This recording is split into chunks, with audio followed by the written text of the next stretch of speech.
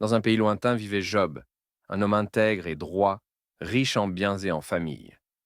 Un jour, Satan défia Dieu, affirmant que la piété de Job était due à sa prospérité. Dieu permit alors à Satan de tester Job, mais sans toucher à sa vie. En un jour, Job perdit ses enfants, ses richesses et sa santé. Malgré tout, Job resta fidèle, refusant de maudire Dieu.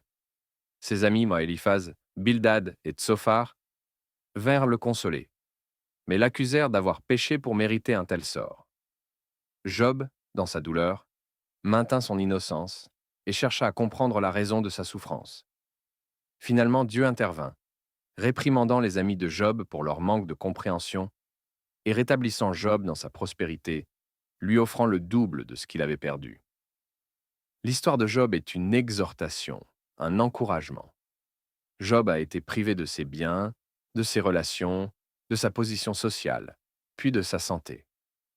Comme si cela ne suffisait pas, il a aussi dû supporter le poids des critiques, les accusations portées par ses amis et l'attitude désespérante de sa femme.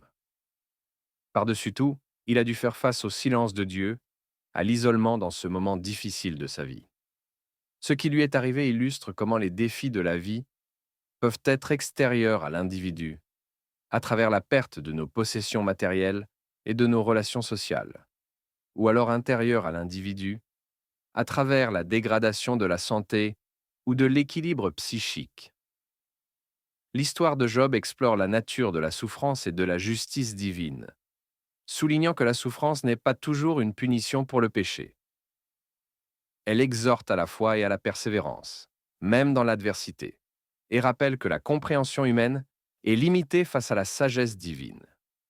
Les mots peuvent être insignifiants face à l'expérience de la souffrance, mais gardons espoir.